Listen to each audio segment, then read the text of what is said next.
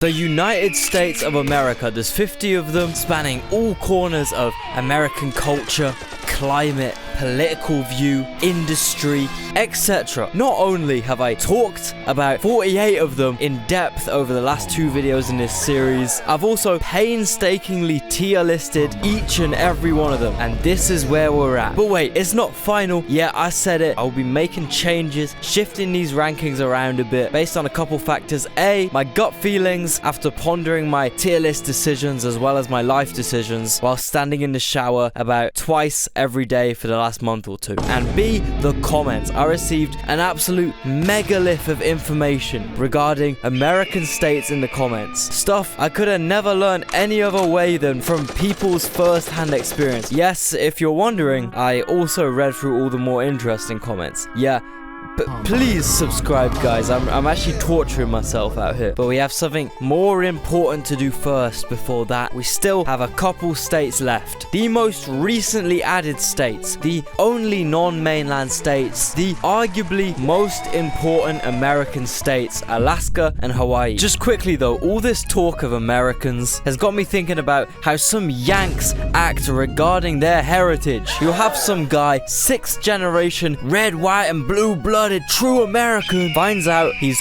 2.3% Irish. It's his entire personality for the entire rest of eternity. Even though his MSG numbed, sugar craving taste buds yearn for a sparkly pink cocktail, he will without fail order a horribly poured Guinness every time he's out. Well, if you happen to value knowledge of your background as much as our man does, MyHeritage, the #1 family history website, is going to be vital for you. You want to research your family tree extremely easily and free of charge for the first 14 days, don't you? Of course you do. I've partnered with MyHeritage to make this possible for you. All you gotta do is fill out your parents' and grandparents' names, add some dates, some photos, and you'll be met with instant discoveries, where you can add an entire new branch of your family tree that you had no idea about just with a click of a button. With 19 billion plus records at your fingertips, MyHeritage is bound to link you up with some interesting descendants. I know I was surprised by the results I found. For example, I found out I have a direct relative who was born in some random flippin' spot called Wyke Champflower in Somerset. It's so random. Why does this place even exist? I also found out I have a relative from ages and ages back from Gloucestershire. This is incredible. I was also surprised that MyHeritage can fix up an old black and white photo so nicely. Sign up at the link in description for a 14-day free trial, or click this QR code to sign up for a 14-day free trial. Hell yeah, do it, man. Of course, yeah, woo. We're starting off with Alaska. By size, it's by far the biggest state in all the USA. By population though, let's just say you statistically have a higher chance of running into a reindeer than a human in Alaska. Yeah, the climate here is designed a bit better for reindeers than humans. These guys get 72 inches of snow a year. You know how many fucking inches that is, man? That's just, in my opinion, way too much. An average size snowfall is just so much better, you know? You might think all this would mean there's no money going around out here in Alaska. Well, you're wrong. Here are some big money Alaskan opportunities. Number 1, you could smuggle liquor into one of the hundreds of Alaskan villages where alcohol is banned. Number 2, you could contribute to Pandabai's efficiency by spraying jet fuel into cargo planes at Anchorage Airport. That's right, Anchorage is one of the world's busiest and most important cargo airports. Why? Well, instead of Alibaba or Pandabai or Temu filling their Chinese cargo planes half full of freight to make the plane light enough to ship a full ramen tracksuit from Zhangjiakou to Pittsburgh in one journey with one extremely full, very heavy fuel tank, they can instead fill the plane's tank half full, meaning they can fit double the amount of ramen tracksuits in there. Just instead of doing one trip, they gotta land in Anchorage and refuel. Number 3, gold. That's right, you really thought the gold rush was over? Well, not here. There's a whole Alaskan industry based around looking back through the old gold rush maps, going through historic gold spots, and essentially nuking the fuck out of the land using millions of dollars worth of equipment and painstakingly shifting through the mud to find whatever gold nuggets the pioneers missed back in in 1896. Number 4, crab. Yeah, just like how I got addicted to and binge watched the entirety of Gold Rush when I was a kid, I also got totally hooked on Deadliest Catch, a Discovery Channel show which essentially documents men going through the most horrifying, deepest depths of hell just to catch some Alaskan king crab. And they have a super limited window of time to do so until the regional quota and season is over. So they basically just torture themselves and work 24/7 for like 5 weeks until the season's over. The pay for this kind of depends whether the captain can find the right pockets of crab population. So it's kind of like gambling. You could be walking away after 5 weeks of work with like 100k, or in desperate debt with 5 quid in your pocket. Although I do unfortunately have some bad news for budding crab fishermen. About 10 billion snow crabs disappeared, vanished from the Bering Sea between 2018 and 2021. What? When this came out, literally everyone blamed China. Surprising, I know. Turns out, nah, it was still China's fault, but also America's fault, also Russia's fault, also Montenegro's fault, also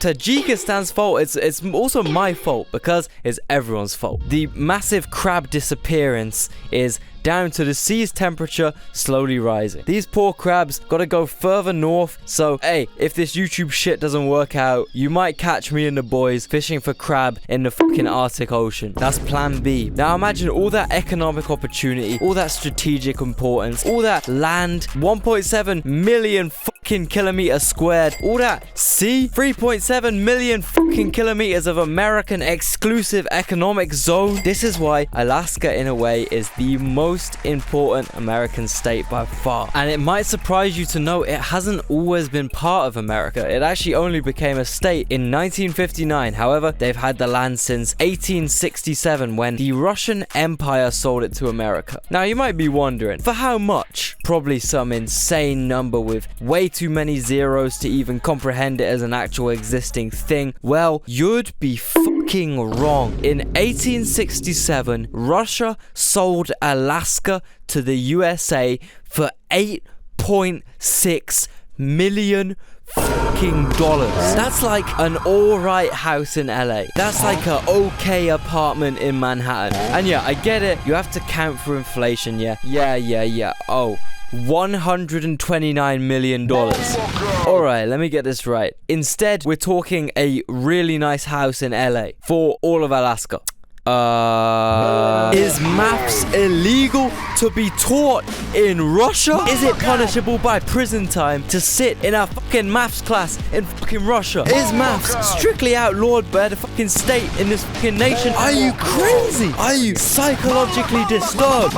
129 mil for the most important part of the world's most powerful country is actually unfathomable, bruv. Whichever incompetent, drunk, Dobry Cola drinking fucking silly dickhead came up with this deal, I don't even want to think about it, man. It makes me so happy knowing that this probably still haunts all modern Russian leaders. I don't know why I said probably though. I know for a fact Putin screams into his pillow every single night thinking about this one. I mean, he recently claimed Alaska as Russian territory. Bro, I know you think you can get away with this shit in Ukraine or Georgia. Hey, the United States of fucking America might be a slightly different cup of tea, bruv. American right-wing patriots will literally support Putin because they saw a video of him being glazed by Tucker Carlson. You don't realize that if he had enough power, which he never would, but if he did, Putin's ass would invade the fuck out of Alaska, man. In reality though, my guy's military is spread so thin. He can't even defend his own land border. And the idea that Putin would open up a new front against the new enemy in Alaska is just pure comedy, bruv. Pure comedy, man. Now, when you think about the most expensive places in America, you might think New York, LA, the Hamptons. Well, how about Barrow, Alaska? Yeah, whilst these rural Alaskan towns aren't necessarily expensive in the typical way, you, for example, will end up spending $15 for cereal, $20 for a bottle of milk, $64 for toilet paper. Hey man, I ain't wiping. These prices are because there are actually still mainly native inhabited towns out here in America's coldest region, and therefore all their food needs to be flown in once a week on big ass cargo planes. I mean, overall though, this state is really cool, really important strategically and geographically, and in my opinion, the absolute massiveness of it, the nature, the uniqueness, the history, how they hilariously haggled it off Russia. We have to be talking A or S here. It's so important to America. I'ma put it low S for now. Do you know what bumped it up? It's because my two favorite Discovery Channel slop shows are both based out of here. It has to be S. It has to be S. Anything for you, Parker. Another state which is really far away from all the others is Hawaii, which is actually the only state not located on the North American continent. Ancient civilizations have called Hawaii home for fucking ages. The Polynesians arrived sometime around 1000 AD, which actually, in my opinion, should be considered as one of the most insane human feats in history. Somehow these motherfuckers canoed from like Tonga to fucking Hawaii with no maps, just a sense of direction and months of supplies. It's absolutely insane when you think about how far these geezers traveled. Hawaii, Easter Island, London. Fast forwards thousands of years, Americans show up with fucking guns and burgers. And I'm not joking, because they actually probably did have burgers. It was annexed as a territory in 1889 because America was just terrified someone else would show up with, I don't know, sandwiches, bocadillo, instead of burgers, and annex it for themselves. They realized it acted as an amazing economic gateway to the east, gave them way more ocean they can claim, and also gave them eastern influence militarily. Oh yeah, baby. It was too good to turn down, and when they changed Alaska's status into a state, they did the same with Hawaii. Now, when you think of Hawaii, you might think paradise, surfing, poke, ukuleles. You might even think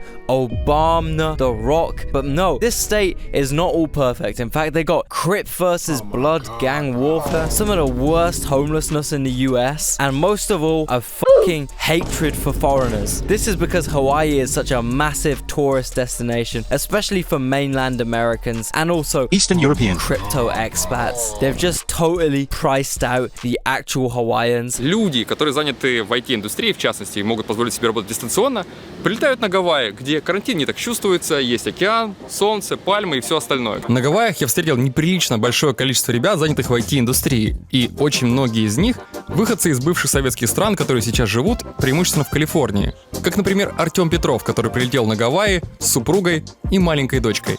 С Тёмой мы встретились в одном из отелей на Вайкики, где возле бассейна он, простите, работал. Like my boy Kaoi or Mano Kalanipo, he ain't got the P to buy up a luxury Honolulu high-rise penthouse. He's just some average guy, man. And the thing is, it's not even just luxury real estate that's the problem. In 2022, Honolulu was rated as the world's 6th least affordable housing market. The equation is simple. Lots of people from around the world want to move to Hawaii, but there's not much available land in Hawaii. Supply and demand just makes property super expensive, and they have no social policies or, you know, anything to manage that. And as always, the expats with crypto money are just gonna obliterate the market and price out the poorer native people. Therefore, you end up with massive native slums like this. You can kind of draw some parallels, maybe. I don't know. With that addressed though, I'm gonna do my bit as a European man with a digital job and explain how Hawaii is obviously like the most beautiful state. It's such a cool spot with such a cool culture and vibe. I would just love to visit one day, for real. As well as all the other like Polynesian islands. It's just like my dream place to visit. Hit me up if you're out in Polynesia, man. It's always been my dream to visit there, you know. Something about volcanic islands, I don't know, man. They just draw me in. I fucking love them. Madeira, the Azores, the Greek volcanic islands, some of my favorite places I ever visited. Hawaii, I'm going A tier. Now, what about DC? It's a bit controversial, I know, but realistically, I kind of think it should be counted as a state. I mean, I find it funny when, you know, suspicious people say DC can't be a state because it doesn't have enough population. My brother, Wyoming, Alaska, North Dakota, Come on, bro, what? Like, are we supposed to turn all these into federal districts too? Huh? Washington, in general, seems alright though. They got a really nice looking metro, which makes this city actually Wakanda by American standards. They got the big Abraham Lincoln statue from Night at the Museum. That's where I know it from. The entire city has an extensive underground network of tunnels which senators, government officials, and presidents themselves use to get around the city. I'm talking miles and miles of tunnels, none of which have ever been seen by the public. Wakanda, bruv. I'm telling you. Because it has a low population, but it has pretty much all of the scummiest, most morally corrupted people in history ever living within its boundaries. DC essentially has the most insane GDP per capita ever, absolutely towering above every other single state, which kind of leads me on to my next point. Obviously, everything evil ever happens here, and everyone evil ever lives here, so it is gonna lose a couple brownie points for that, but overall, seems like a pretty decent place, honestly. I'm thinking B tier though. I'm probably being a bit nice, because you have to take this city's obvious importance into consideration as well. Washington, D.C. is literally integral for America's existence, you know? Right, it's that time. It's that time we've all been waiting for, the Great Shuffle. First off, guys, look, I'm really sorry about this one, but Florida is gonna have to go down one tier, because yes, it is the funniest state, it's the craziest state, the freest, most American state, but I do not fuck with this suburban clusterfuck. And I'm also not trying to get eaten alive by a 27-meter long megalodon or whatever the fuck type of tropical evil creatures they have down there. Also, they got an abundance of mosquitoes, some with diseases and shit. Like, nah, man, I don't fuck with that. TMD, bruh, TMD. I got some good news for the 500 people that live in Wyoming, though. You guys are getting significantly bumped up, because I've been having sleepless nights thinking about this one. Out of all the rural states, Wyoming is probably the most grand, the most awe-inspiring, attracts the most people, and I'm thinking, honestly,